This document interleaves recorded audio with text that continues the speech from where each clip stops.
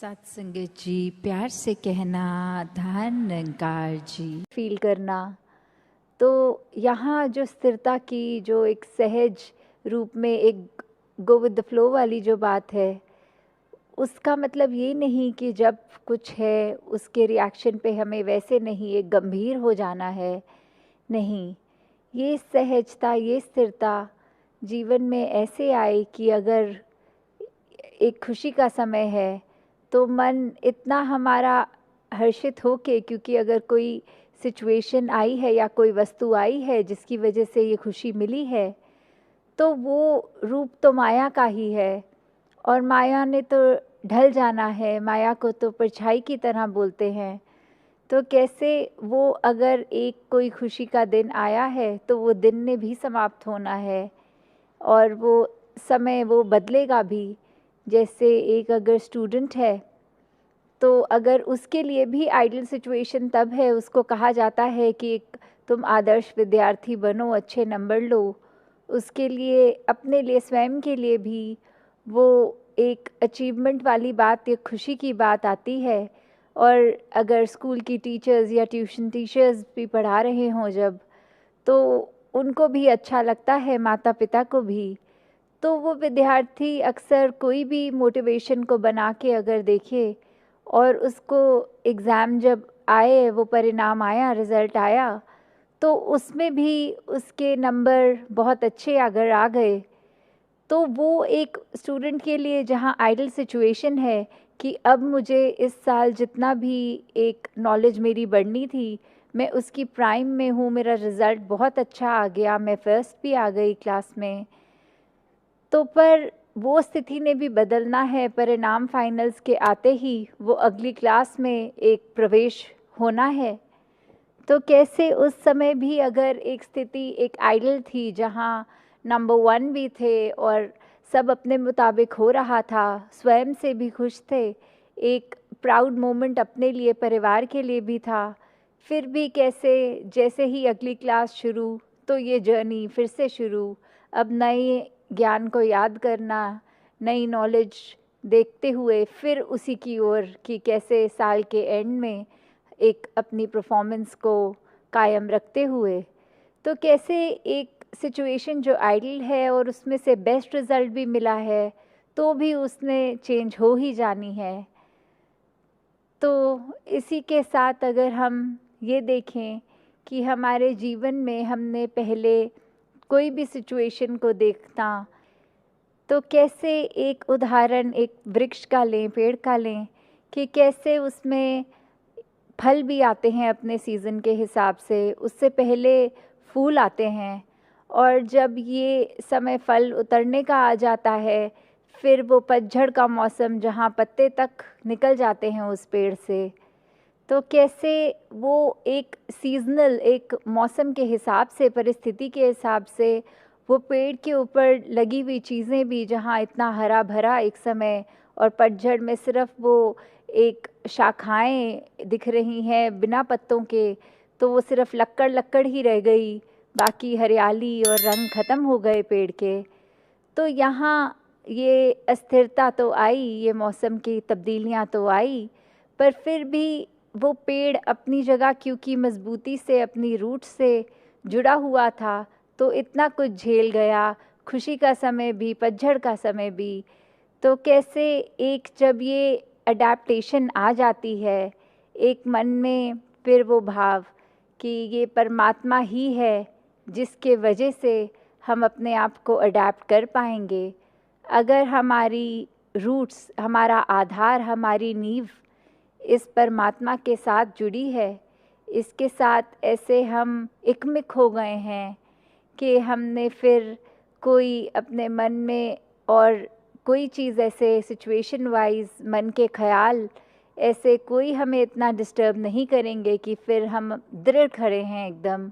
तो कैसे जब हम इस परमात्मा, इस निराकार से एकमिक हैं, वही हमारी स्ट्रेंथ है और उसी के आधार पर फिर हमने अपनी कोई भी परिस्थिति को बिल्कुल, जैसे वो गीत की भी लाइन है कि आके लंघ जान दिया ने, कि एक ये स्थितियाँ आती भी हैं अच्छी बुरी, वो ऐसा नहीं है कि वो फ़ील नहीं होंगी, पर परिणाम स्वरूप उसको हमने ऐसे नहीं फ़ील होने देना कि उसके ऊपर डिपेंडेंट इतने कि अपना पीस ऑफ माइंड खो दिया अगर वो ना हो तो कैसे अपने मन को भी मजबूत करने का रास्ता ये परमात्मा, ये सेवा सिमरन।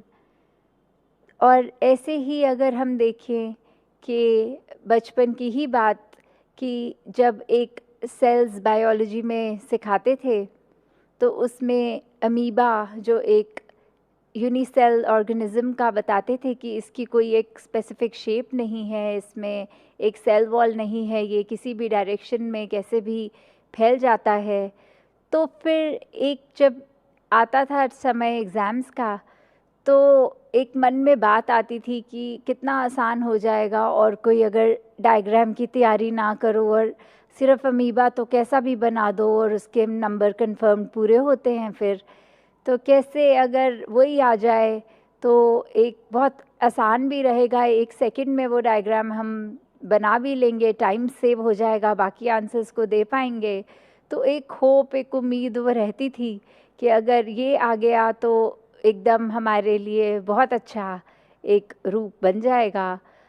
पर अगर वही बात कि हम कुछ और डायग्राम्स की तो तैयारी ना करें, सिर्फ उसी के ही उम्मीद में कि वो आए और कुछ की तैयारी ना हो और एग्ज़ाम में कुछ और आ जाए, कोई और चैप्टर का डाइजेस्टिव सिस्टम आ जाए ड्रॉ करने को या कुछ भी, तो वो कॉम्प्लिकेशन एक कि बिल्कुल प्रिसाइज जैसा होना चाहिए वैसा अगर नहीं तो फिर मार्क्स ने भी कटना है। तो किस रूप में हम देखें कि एक जहाँ वो अस्थिर चीज़ के लिए एक ईज़ भी था कि इसमें फ्री हैंड होगा, हम कैसे भी कर लेंगे, और कैसे एक हमें जब कॉन्क्रीट एक स्थिर चीज़ मिल रही है तो उसमें फिर हमारी मेहनत, एक इंटरनल हमारी स्ट्रगल, एक वो लर्न करना, एक प्रिसिजन की बात जहाँ आती है, तो वैसे ही इस जीवन में जब निरंकार के साथ जुड़ गए तो फिर एक स्टेबिलिटी, फिर वही बात स्थिरता। तो ये हम अपने जीवन में जैसे जैसे अपनाते जाएंगे ये हम बात समझ लेंगे कि इस परमात्मा के ही आधार पे पूरा ब्रह्मांड है। फिर अपने एक निज घर का पता लग जाएगा, इस आत्मा का जो सोर्स है परमात्मा, इसका जब पता लग जाएगा तो छोटी छोटी चीज़ें हमें मन मुटाव की ओर नहीं लेके जाएंगी। एक ये हम जो अपनी दीवारें स्वयं बना के चलते हैं कि कोई किसी प्रांत का है, किसी का रंग कैसा है, कोई जेंडर डिस्क्रिमिनेशन या किसी और तरह की जो बायसनेस आ जाती है, डिस्क्रिमिनेशन मन में, हेट, फिर वो आएगा नहीं। तो कैसे हर एक के लिए, पूरी मानवता के लिए हमने एक वरदान रूप बनना है, जितना हो सके we have to give out, और अपने मन में फिर उस बात का भी अहंकार न लेते हुए एक नम्र भावना कि ये जो बात सुनी है ये ऐसा ही हुआ होगा, और हम कभी उस इंसान से फिर वो सफाई भी नहीं मांगते हैं, हम पूछते तक नहीं हैं कि क्या वाकई ही एज अ फैक्ट आपने ऐसा कहा, और अगर कहा भी तो वो बात उत्पन्न कहाँ से हुई, हम उसके बारे में बात कर लें। पर इंसान की फितरत की उस इंसान से तो बात नहीं करेंगे, उसके पीठ पीछे उसके बारे में औरों से करेंगे। तो इस तरीके के जीवन से एक अपने जीवन का सुधार नहीं हो पाएगा। जैसे एक शायर ने भी बहुत खूबसूरती से लिखा कि गलत फहमियों से भी ख़त्म हो जाते हैं रिश्ते, गलती हमेशा कसूर की नहीं होती। कि अक्सर ये बात ज़रूरी नहीं कि कोई गलती ही हो, एक कसूर अगर किसी का है, एक वजह, वो गलती नहीं, पर वो हमारी ही सोच, हमारी ही परसेप्शन, हमारा ही नज़रिया किसी को गलत देखने के लिए। और फिर एक वही भाव कि अगर हमने किसी को दोषी करार दे ही दिया है, एक हमने डिसीजन बना लिया है, तो फिर चाहे फैक्ट कुछ भी हो हमारी नज़र में, तो वो इंसान दोष के लायक ही है। हमने खुद ही उस इंसान को अपनी नज़र से गिरा लिया, चाहे उसने कुछ ऐसा किया हो ना किया हो। उस टाइम हम अपने दिमाग को, इस चेतनता को, ये रैशनल को भी नहीं एक सामने रखते, बस हमने सोच लिया तो हकीकत ही बन गई वो हमारी। तो अक्सर संसार में इंसान अपने बहुत सारे ऐसे सत्य बना लेता है, तो कैसे वो सच्चाई हमने सोच ली, वो कल्पना कर ली, तो वो एक हमारा ही नज़रिया, वो माय वे और द हाईवे वाली बात कि जो मेरे सोच है वही सही है, औरों की राय मैटर नहीं करती, औरों का तरीका मैटर नहीं करता। तो ऐसी सोच अगर है तो हमारी ग्रोथ कहाँ है उसमें? एक जीवन को फिर हमने इतना ही अपने आप अपनी ईगो से भर लिया, अपनी सोच से, अपने माइंडसेट को ही एक सही मानकर। तो कैसे इस जीवन में जब जिएंगे तो वो माया रूप यहाँ पे हावी होगा, क्योंकि when we are so full of ourselves तो हम लर्निंग कहाँ से करेंगे, जबकि इस निराकार, इस दातार ने तो हर जगह इस कण कण से शिक्षा लेने का एक रूप दिया है। बस हमें वो रिसेप्टर बनना है कि ये हर जगह से जो शिक्षा मिल रही है उसको कैसे चैनलाइज किया जाए। तो ऐसा जो कर लेते हैं वो एक भक्ति हर समय की करते हैं, क्योंकि जब इस परमात्मा को जानकर, इसमें विश्वास करके, इसको हर समय अपने आसपास देखकर, फिर चाहे किसी ने कुछ भी कहा हो तो ये भक्तों का जीवन तो डार्केस्ट क्लाउड में सिल्वर लाइनिंग भी देख लेता है। एक बिना गुण की चीज़ में से भी गुण निकाल लेते हैं। तो फिर जहाँ एक स्वाभाविक गुण बह रहे हैं वहाँ से तो भक्त कितने ही अनेकों गुण निकाल लेंगे। तो ऐसा जीवन हमारा एक हो जाए ताकि हर तरफ से जो शिक्षाएं हैं वही मिलें।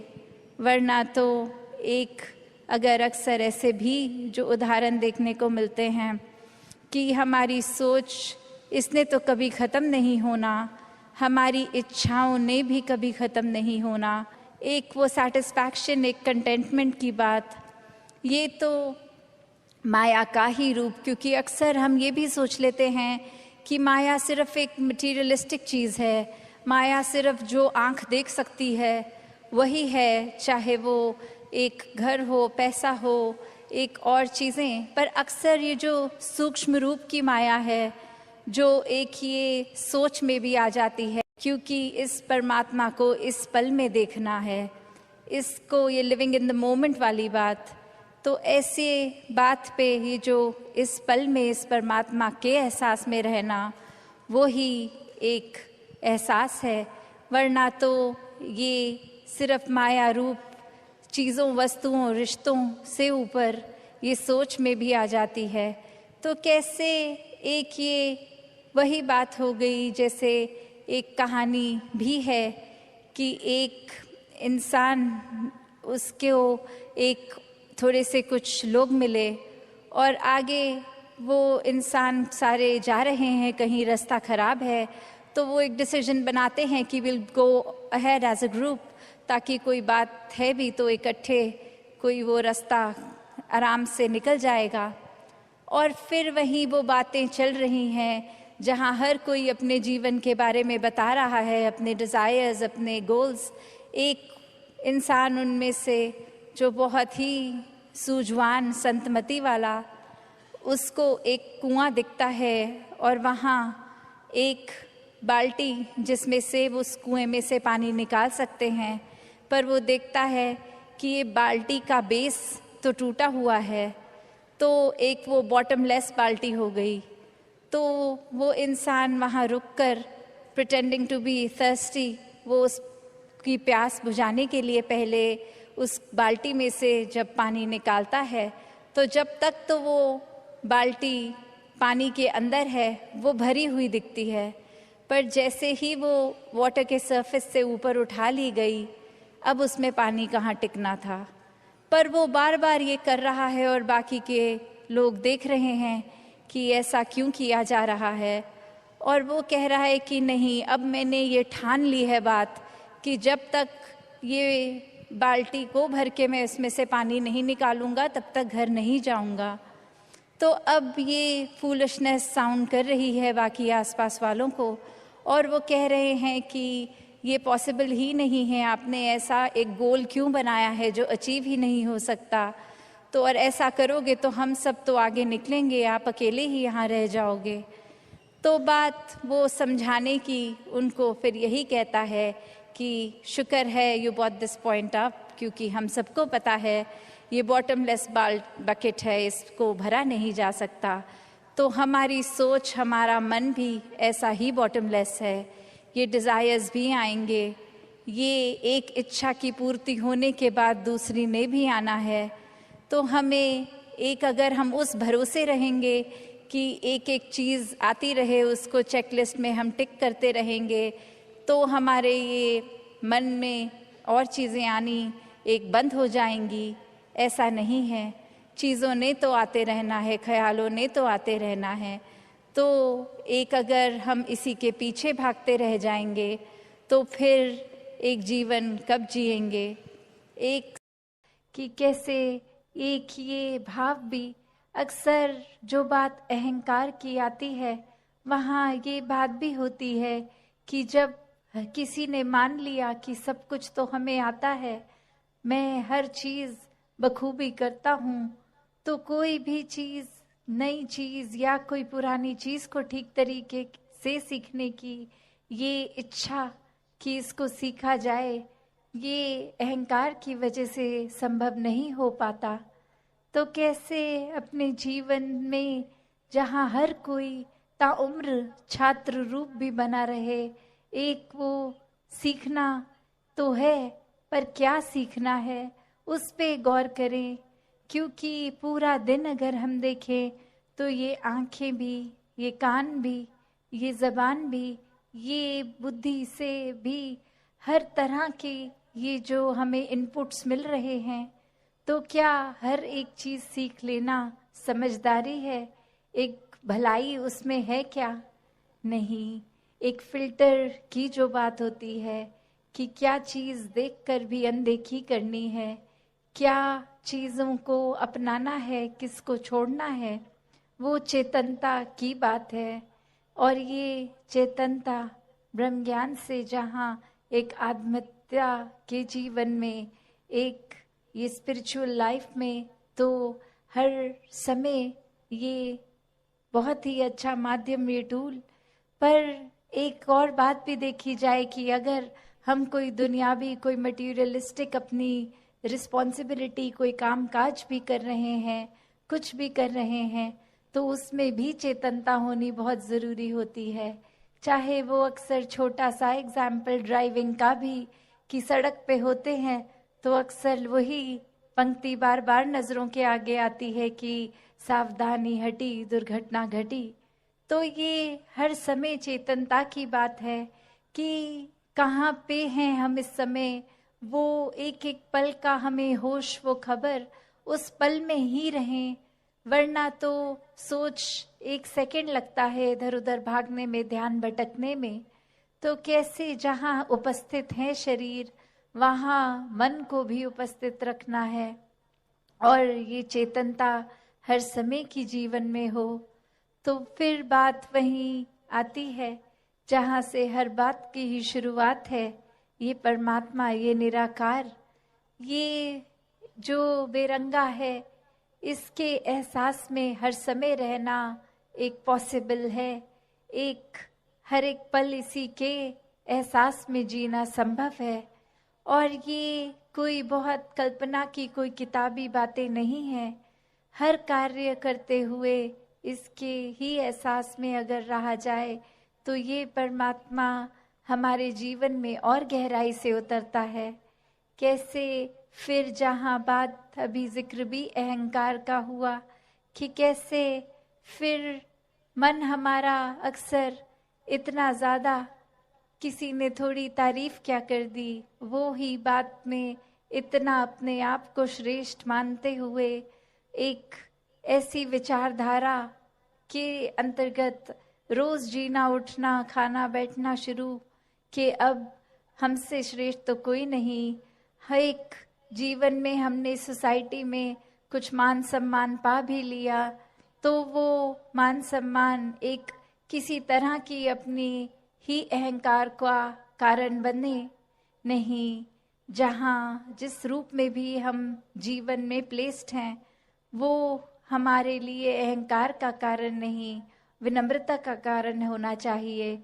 कि अगर कोई जिम्मेवारी किसी रूप में है, चाहे वो घर के ही छोटे यूनिट में जिस तरह का भी, या समाज में या कोई भी, तो वो एक हमें अपॉर्चुनिटी मिल रही है, मौका मिल रहा है और सेवा करने का, अंदर से अपने पात्र को और खाली करने का।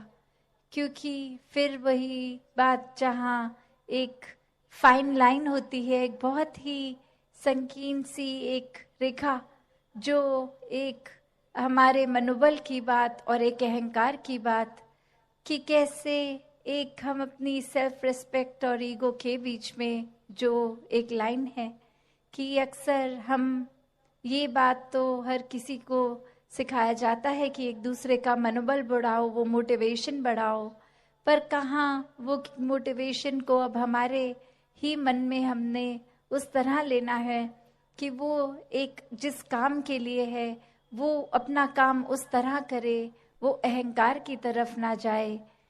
अक्सर सूक्ष्म अहंकार की भी बात होती है कि हमें पता तक नहीं चलता कि कब एक छोटी सी जगह से ही हमारे अंदर अहंकार धीरे धीरे घुस रहा है। चाहे वो कोई बड़ा एपिसोड, कोई बड़ी घटना ना हो, एक छोटी सी ही चीज़ कि किसी का कुछ अपने आप से तुलना करके हमने देखा कि उससे ज़्यादा अच्छे हो गए हम किसी बात में, और वहीं किसी के ना जताने पर भी खुद ही इस बात को मन में अहंकार के रूप में लेते जाते हैं।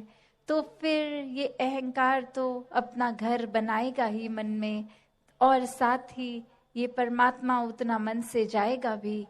तो हमें किसको टिकाना है, किसको नहीं, ये शरीर की भी जब बात हो रही है तो हाँ, ये आत्मा जो है वो ज़्यादा इस शरीर से महत्वपूर्ण उस रूप में तो है, पर ये परमात्मा ने शरीर भी इसलिए दिया है कि हम इसकी देखभाल करते गए थे, सारे अपने रिस्पॉन्सिबिलिटीज़ भी निभाएं। जैसे एक मटका या कोई भी बर्तन ले लें, एक बाहर की सुंदरता से ज़्यादा वो मजबूती इम्पॉर्टेंट होती है कि अंदर उस पात्र में क्या है, वो पानी है या जो भी है, क्या टिकेगा। एक थोड़ा सा भी सुराख हो जाए तो वो पानी तो पात्र में टिकेगा नहीं, बह जाएगा। तो उसी तरह ये तन मन धन के साधन ये निराकार ने तो दिए हैं हमें, पर अब हमें इन साधनों को क्या करना है, सदुपयोग तो करना ही है, पर एक वो जो बात कि कैसे उसका सही इस्तेमाल करते हुए उसकी यूटिलिटी उस तरह से निकाली जाए। तो जहाँ ये शरीर भी दिया है जिसमें एक इतनी कैपेसिटी, एक कैपेबिलिटी है, उसको पूरी तरह तो जीना है, एक संत मति के अनुसार पर जीना है। तो दासी और समय ना लेके इन्हीं शब्दों से अरदास निराकार से सभी के लिए कि दातार कृपा करे। जो बातें अक्सर हमें सुनने में इतनी बार सुन लेते हैं तो लगता है कहीं उनकी इम्पोर्टेंस खत्म हो रही है, चाहे वो सेवा, सुमिरन और सत्संग ये 3 शब्द, पर ये सिर्फ शब्द नहीं है, वो सेवा का भाव अंदर से, वो सुमिरन रूप एक लगाव, एक एहसास, एक कम्युनिकेशन इस निराकार से। एक सत्संग में भी सिर्फ आके बैठ के जाने वाली बात नहीं, हर एक के जीवन से अपने जीवन को और सुनहरा बनाएं। ये सभी जो परमात्मा ने एक संत रूप बख्शे हैं, हर एक का होना अगर जीवन में है और फिर भी हमारा सुधार नहीं हो रहा तो कितनी कमी हम में है, जो एक इतनी अच्छी अपॉर्चुनिटी होते हुए भी फायदा नहीं ले पा रहे। तो ये सेवा सिमरन सत्संग को सही तरीके से हर कोई करता जाए, सही कारणों से हर कोई करता जाए, हर एक के मन में ये निरंकार और गहराई से बसता जाए। साथ संगत जी, धन निरंकार जी।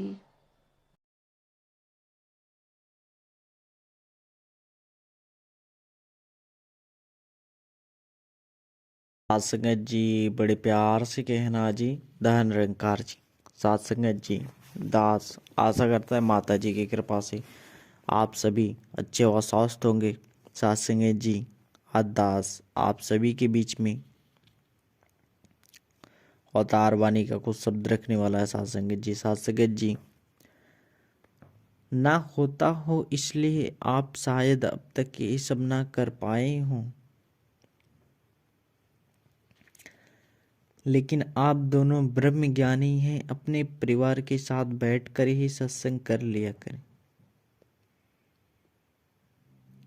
दातार का स्मरण किया करें। कोई महापुरुष मिले तो सेवा भी किया करें। निराकार दातार रहमत करेगा। आप खुद आनंद का अनुभव करने लगेंगे। आपका जीवन भी खुशियों से भर जाएगा।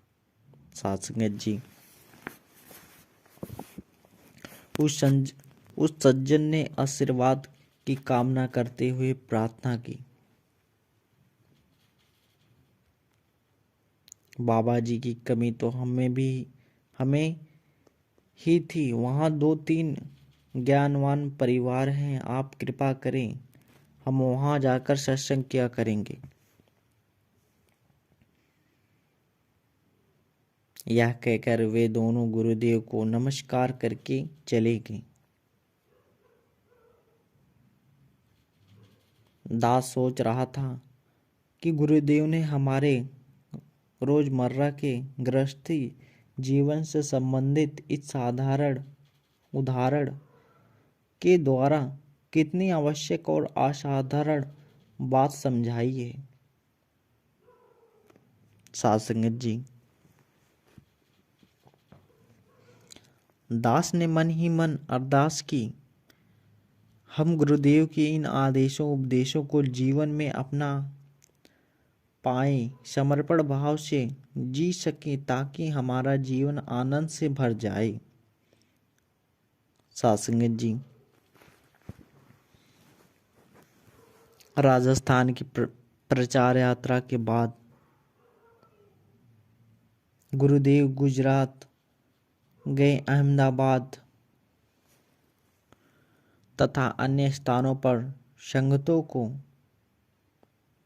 कृतार्थ करते हुए गुरुदेव महाराष्ट्र पधारे। वहां बंबई में हो रहे वार्षिक समागम में उपस्थित संत समुदाय को गुरुदेव ने आशीर्वाद दी। फिर बेंगलोर तथा आसपास के इलाके में रहने वाले सत्संगों पर अमृत वर्षा करते हुए गुरुदेव मद्रास पहुंचे। साथ संगत जी,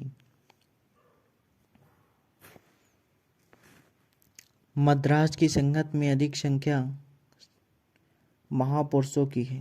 सत्संग का ज्यादातर कार्यक्रम हिंदी भाषा में ही हुआ।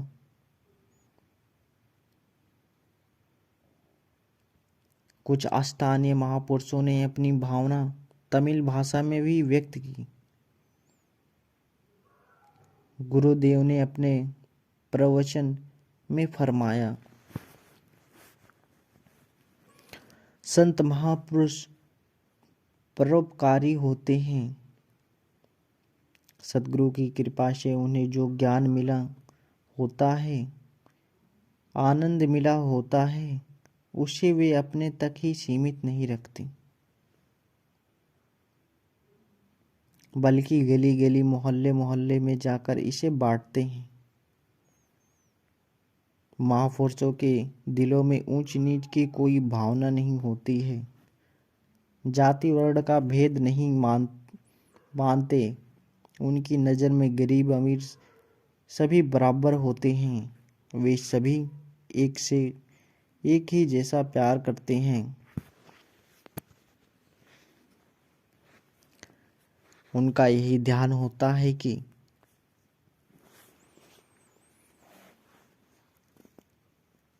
ज्ञान से जो सुख उन्हें मिला है वह औरों को भी मिले, इससे लाभ उठा पाएं। इसलिए वे गली मोहल्ले में जाकर इसका प्रचार करते। वे ज्ञान का आनंद अपने तक ही सीमित नहीं रखते। साथ संगत जी, बड़े प्यार से कहना जी, धन निरंकार जी। साथ संगत जी, मद्रास की संगत की यह विशेषता है कि सत्संग के कार्यक्रम के बाद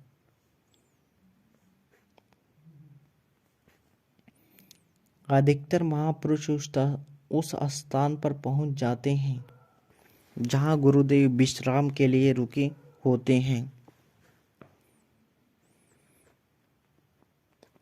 वहां घरेलू वातावरण में सत्संग का एक और कार्यक्रम होता है।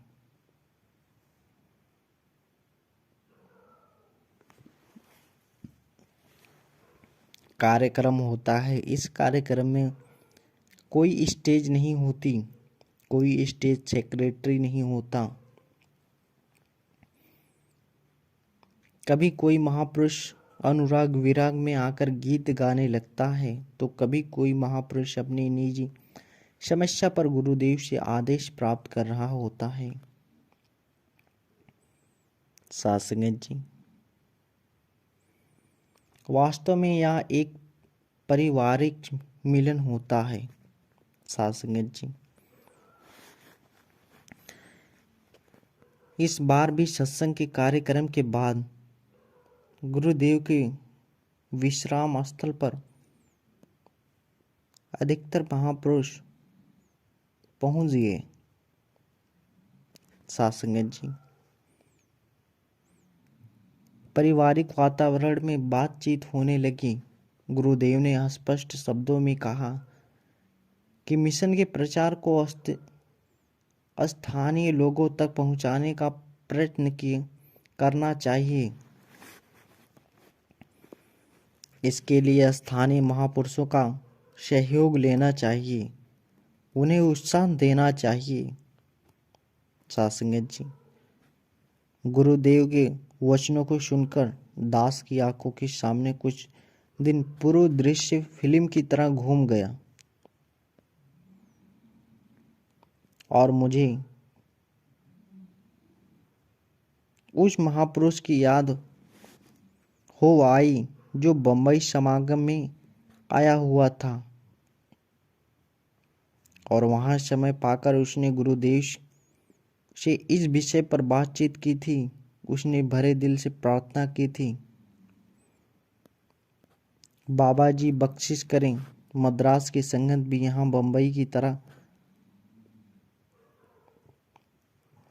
हम भी मद्रास में मुंबई जैसा समागम करें। साथ संगत जी, गुरुदेव ने सहज मुस्कान के साथ कहा था, निरंकार दाता रहमत करेगा। वैसे ही समागम में अपने यहाँ भी देखा होगा कि यह संगत में मराठी भी है, गुजराती भी है। साथ संगत जी, बड़े प्यार से कहना जी, धन निरंकार जी। साथ संगत जी, अगर दास से कोई भूल चूक हो जाती है तो दास को क्षमा करना। साथ संगत जी,